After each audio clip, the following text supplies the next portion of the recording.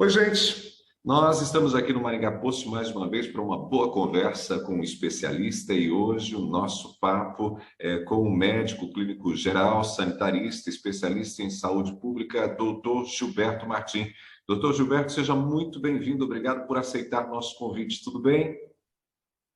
Tudo bem, Ronaldo, muito obrigado. Eu que agradeço aí o convite de vocês. Fico à disposição. Doutor, a gente vai falar um pouquinho sobre dengue e a gente está vivendo no estado do Paraná, foi decretado, inclusive, dias atrás, que nós estamos numa condição de epidemia.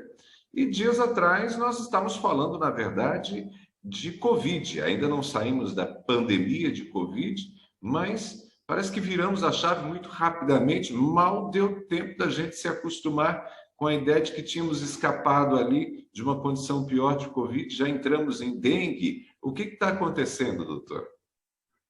Bom, na verdade, a dengue ou dengue, tanto faz a forma como a gente se refere a essa doença, é, é uma doença que ela está nos acompanhando o tempo inteiro, né? Já faz alguns anos, a gente tem tido picos, né, epidêmicos. O último pico grande que nós tivemos foi em 2015, 2016. Depois nós tivemos um pico grande também aqui no estado, no período, deixa eu ver aqui onde é que eu tenho que, essa informação.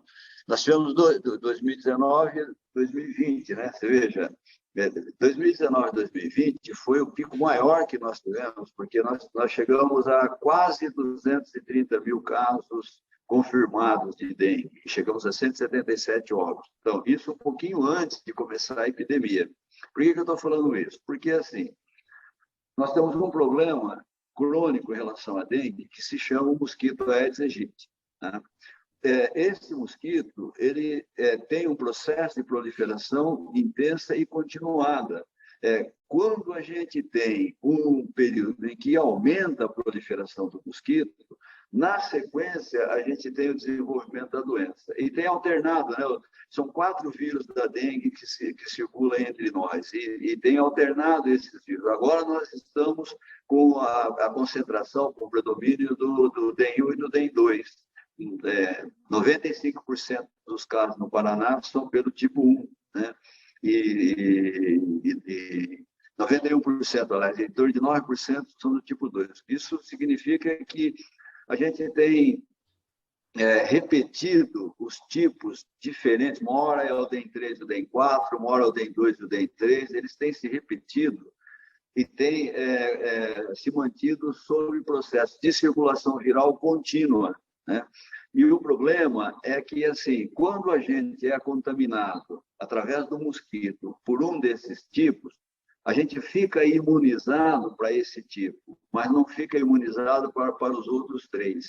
Quando a gente é contaminado uma segunda vez por um dos outros 3, o problema é que a gente aí tem, como a gente já tem anticorpo para o primeiro tipo que a gente foi contaminado, a gente tem o risco de ter uma resposta desses anticorpos como se fosse para aquele primeiro tipo que nós estávamos contaminados, mas como não é para aquele vírus, essa resposta ela pode levar essa segunda ou terceira contaminação a um risco maior de ser um caso mais grave, a desenvolver a chamada dengue hemorrágica, entendeu? Você tem uma resposta imunológica que é para o outro tipo de vírus da dengue, não vai resolver, não vai eliminar esse vírus, mas ela vai potencializar o risco de que a gente faça um quadro hemorrágico. Então, veja bem, a gente tem um problema crônico que é a presença do mosquito. A dengue só é transmitida através do mosquito. Diferente do que acontecia com o coronavírus, que é transmitido de pessoa para pessoa através das gotículas, né, de saliva e que são eliminadas pelo nariz. Então, uma pessoa que transmite para outra. No caso da dengue, não. Quem transmite a dengue de uma pessoa para outra é o mosquito. Como a circulação do mosquito ela tem sido alta, a gente esquece do mosquito, a gente só lembra do mosquito na hora que a dengue começa a acontecer a doença, então a gente não consegue sair desse ciclo. Você veja, tivemos uma das mais recentes, nos últimos 7 anos. Tivemos um pico epidêmico em 2015 e 2016. Tivemos um segundo pico epidêmico, que foi o mais alto que nós tivemos desde 1991, que foi 2019 e 2020. Por que nós paramos de falar da dengue? Porque não dava para falar de nenhum outro problema que não fosse o coronavírus, que estava matando gente na proporção que matou. Então, na verdade, não é que o problema apareceu agora, na verdade, ele estava latente, certo? E havia toda uma concentração de problemas, e havia, na verdade, os vírus também disputam espaço na circulação, e havia um predomínio de circulação do vírus do Covid, é claro. Então, agora que a gente conseguiu controlar a circulação do vírus do Covid, começa a voltar à tona a presença do vírus da dengue, né, que é transmitido pelo mosquito. Veja, o grande problema da dengue, mais do que o problema do vírus, é o mosquito. Né? Então, se a gente conseguisse controlar o mosquito, a gente controlava a doença. Com certeza. Por isso que a dengue é uma doença muito, digamos, muito mais fácil de ser controlada do que o coronavírus, por exemplo, né? Do que a Covid. Tá? Então, eu costumo dizer sempre o seguinte em relação à dengue. Você tem 3 ondas da doença. Tá? A primeira onda é a onda do mosquito. Começou a crescer o mosquito, pode ter certeza que em seguida vai vir a segunda onda, que é a onda de casos confirmados. O problema é que a hora que vem a segunda onda, que é a onda de casos confirmados, que é o que nós estamos vivendo agora, e que estamos nessa característica de epidemia, o problema é que a terceira onda que vem é a onda de óbitos. Certo? Então, veja, como é uma doença que tem um comportamento completamente esperado e previsível, certo? Através de 3 ondas de acontecimento, a nossa preocupação e a nossa obrigação é agir na primeira onda, que é a onda do mosquito. Se a gente consegue controlar o mosquito, nós não temos as 2 ondas subsequentes, né? Repetindo o que eu já disse. Por quê?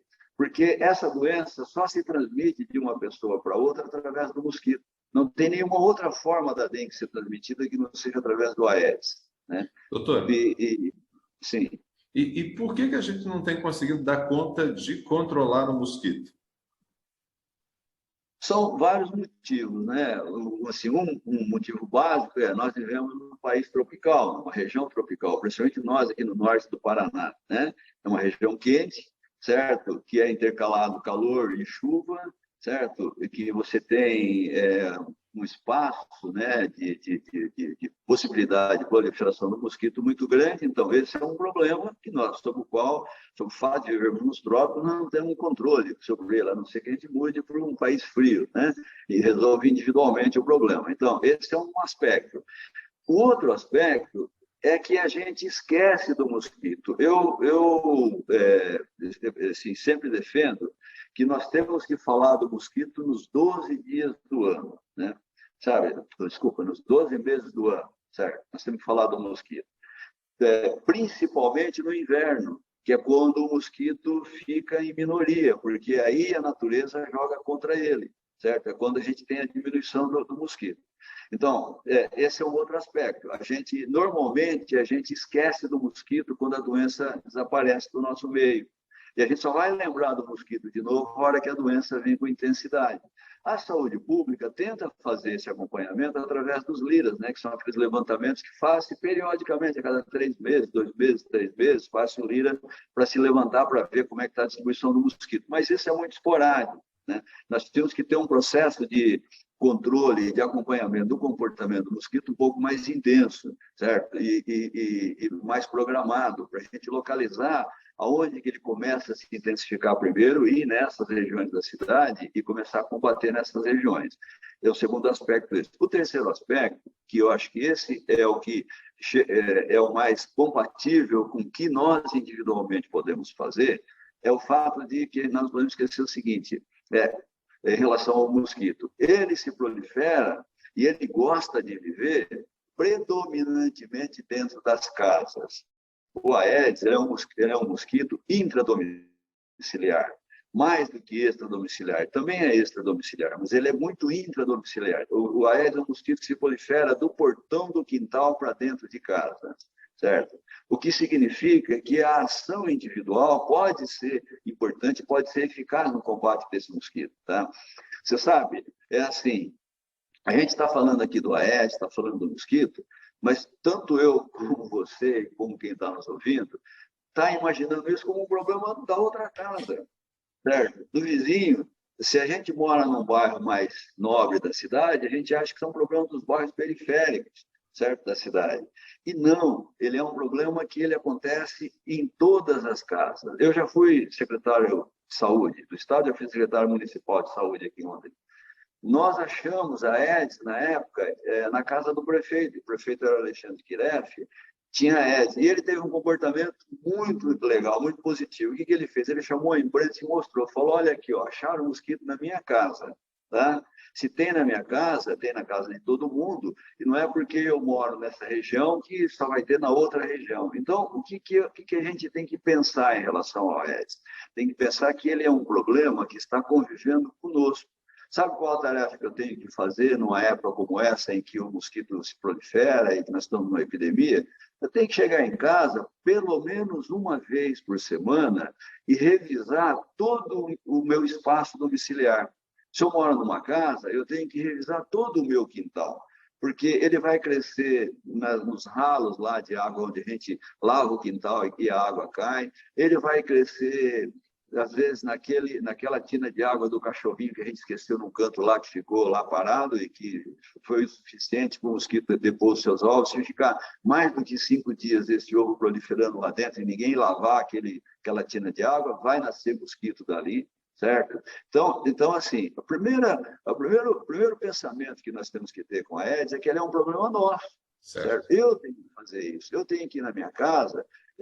O pessoal da UEL aqui lançou os 10 minutos contra a dengue, faz uma listinha de todos os locais onde você pode revisar, e você não gasta mais do que 10 minutos uma vez por semana, sabe? Para você levantar e tentar identificar onde está o mosquito. Se a gente fizer isso na nossa casa, se a gente fizer isso na nossa fábrica, se a gente fizer isso na obra da construção civil, o pessoal que trabalha aí na construção civil, né? Os chefes da construção civil, os engenheiros, as construtoras, se a gente fizer isso na escola, né? Eu me lembro quando estava na Secretaria Estadual de Saúde, nós tivemos também uma epidemia, e nós tivemos um problema em uma determinada cidade. E nós fomos ver, era período de férias, dezembro, né? Calor, período de férias. As escolas estavam fechadas. Entramos numa escola e entramos nos banheiros das escolas. Aquela água da patente, que estava parada, porque a escola estava fechada, porque era férias, estava coalhada de mosquito. De ovos do mosquito, de larvas do mosquito, né? Então, veja, esse tem que ser o nosso foco, certo? O primeiro foco.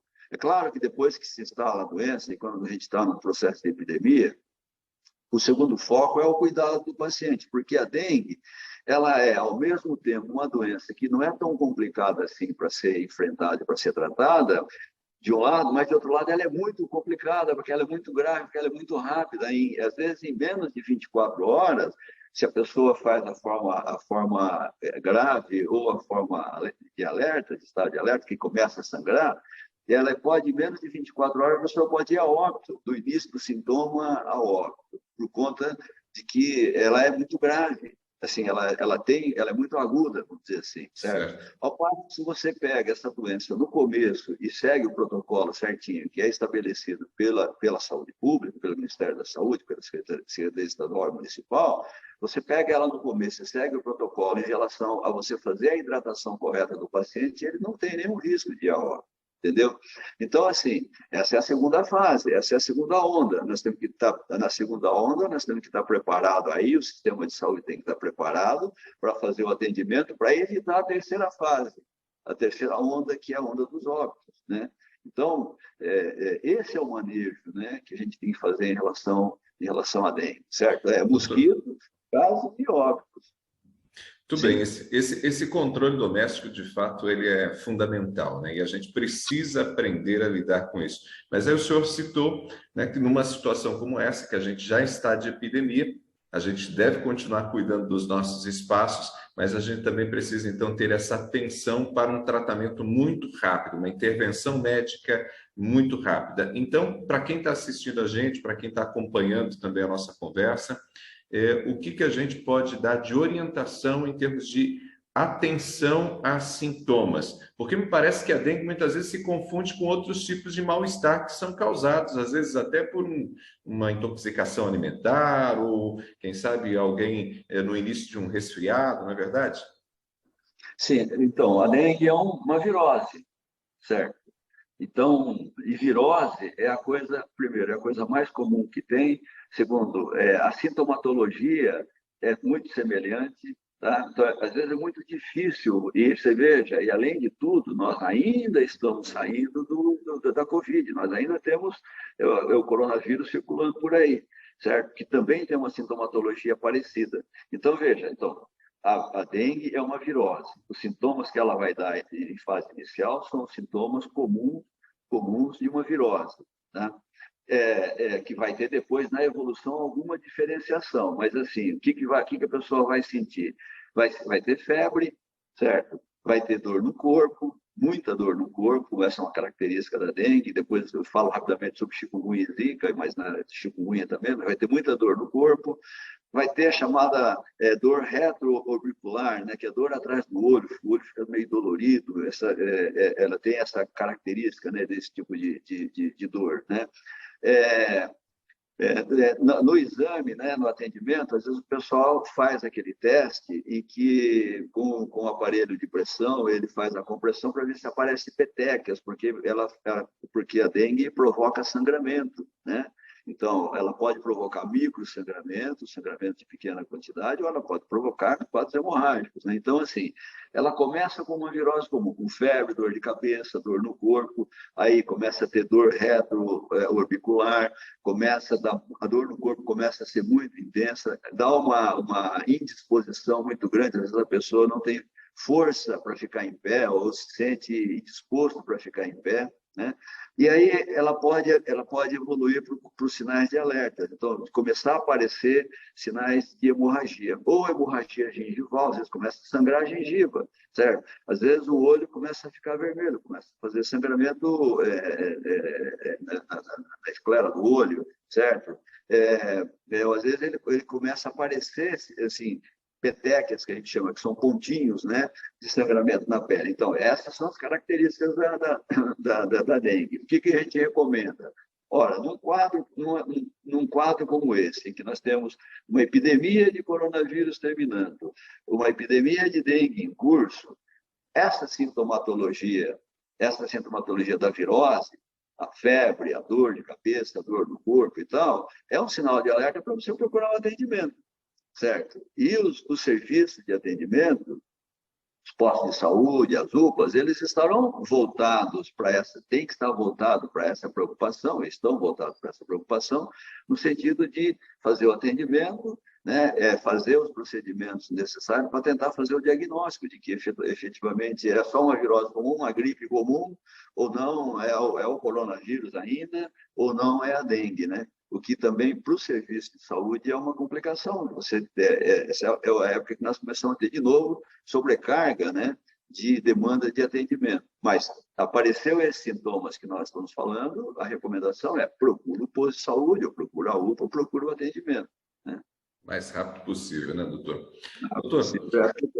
Sim, o mais rápido possível, porque quanto mais rápido você fizer o diagnóstico de dengue, e mais rápido você começar a fazer o tratamento, porque o tratamento da dengue é um tratamento sintomático, né? Você não tem um remédio que dá e que cura, certo? Então, você vai evitar com que ele faça um quadro hemorrágico intenso, você vai evitar com que ele entre em choque e, a partir daí, o risco de óbito é muito grande. Mas isso, se você começa a fazer no início, você consegue evitar tudo isso. Doutora, a gente já está caminhando para o final do papo. Me diz uma coisa: o senhor citou Zika e chikungunya, que também são transmitidos pelo Aedes aegypti. Exatamente, esses são dois problemas. Eu até separei uns dados aqui para a gente. Então, primeiro, certo? O Aedes, que está circulando aqui com a gente, o DNV e o DEN1, o DNV1 e DNV2, o DEN1 e DEN2, o Aedes, ele não transmite só a dengue, certo? Ele transmite a Zika, ele pode transmitir Zika e pode transmitir chikungunya. Como é que a gente está no Paraná em relação a isso? Chikungunya, por exemplo, nós temos 210 notificações de chikungunya e 55 notificações de Zika. Mas confirmado, nós temos só 12 casos de chikungunya confirmados até agora e nenhum caso de Zika confirmado até agora, certo? Ou seja, se já tem casos suspeitos e se já temos alguns casos confirmados, também o vírus de chikungunya e o vírus da Zika estão circulando.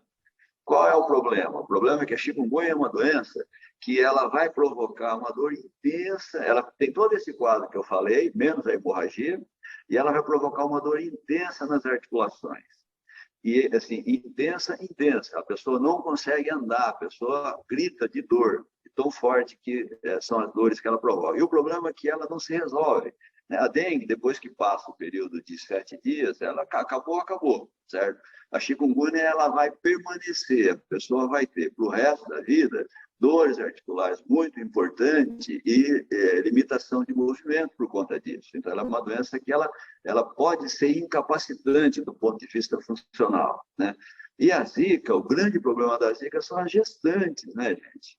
Porque o problema da Zika é que é um vírus que passa através, no momento do parto, ela passa ou pela placenta ou pelo canal do parto, ela pode atingir a criança ou ela atinge a criança durante a gestação e ou ela provoca aborto espontâneo ou ela provoca, às vezes leva a óbito fetal ou provoca anomalias, a microcefalia, né? Como você falou, provoca a diminuição da formação do crânio, diminui o perigo cefálico, a criança faz microcefalia e vai nascer com todas as anomalias decorrentes disso. Então, é um problema sério. A gente recomenda, nesse processo de muita proliferação do mosquito, que as gestantes, né, use aquele protetor, né, em relação ao mosquito repelente, né, use repelente, bota gradinha, né, nas janelas para não passar mosquito, enfim, evita, né, tenta evitar o máximo possível o ambiente que tenha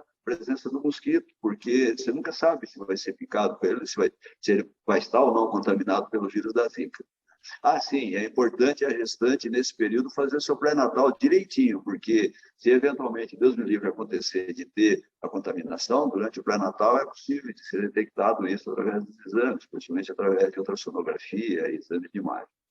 Doutor Gilberto, para a gente fechar aqui a nossa conversa, o senhor citou, inclusive, o uso de repelente, né, da telinha, para poder, quem sabe, a gente ter um certo controle do mosquito. Como a gente está em plena epidemia, mosquito de fato está circulando, né?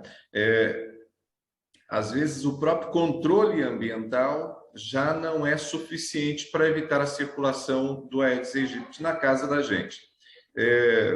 Telinha, repelente, veneno em spray, aquele de colocar na tomada, tudo vale ou não?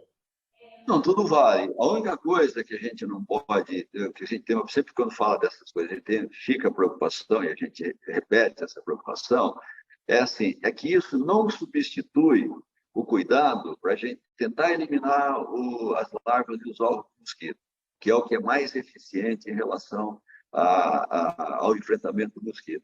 Essas coisas nós temos que fazer, são proteções individuais que vão ajudar. Agora, a gente não deve substituir isso, fazer isso ao invés de fazer o cuidado com a eliminação dos focos, né, de proliferação do mosquito. Que a gente tem que fazer, olha, desde a caixa d'água que a gente nunca lembra de olhar e de ver como está, nós temos que mandar ver, mandar limpar e fazer a vedação da caixa d'água. Aquela aguinha que para atrás da geladeira em casa, aquilo lá é um lugar que prolifera mosquito. A água dos ralos que a gente usa para recolher as águas que lavam, quando a gente lava quintal, essas coisas, são locais que reproduzem mosquitos. Sem falar das garrafas, pneus, copos, etc., aquilo que nós já estamos acostumados. Então, assim, reforço como finalização, digamos, da nossa conversa. A grande saída para a gente se livrar da dengue, para se livrar da chikungunya e para se livrar da zika, a grande saída é matar o mosquito. Ou mais ainda, evitar com que o mosquito se prolifere, eliminar as larvas e ovos do mosquito antes dele se proliferar, né? Essa é a grande saída, a grande solução. E a gente pode fazer isso, cada um individualmente fazer isso na sua casa, né? Então é isso. Doutor Gilberto, eu só tenho a agradecer por sua disposição de gravar aqui com a gente essa nossa conversa. Foi um prazer recebê-lo. Sucesso para o senhor sempre. Bom trabalho aí, tá bom? Muito bom, muito obrigado, parabéns a vocês por ter essa preocupação de levar esse tipo de informação para as pessoas, né? A informação é a grande arma que nós temos para enfrentar esse tipo de problema, qualquer problema, mas principalmente os problemas da área da saúde sempre, né? Tá bom? Obrigado, um grande abraço para você e a todos. Mais uma vez, obrigado, doutor. Nós falamos hoje com o doutor Gilberto Martim, ele que é médico clínico geral, é sanitarista, é especialista em saúde pública e também professor do curso de medicina da PUC em Londrina, e papeou com a gente sobre a dengue, sobre o vírus Aedes aegypti, né? Porque hoje a gente não tem a preocupação apenas com a dengue, mas também com zika, chikungunya, enfim, uma série de problemas. A você que nos acompanhou, nosso muito obrigado.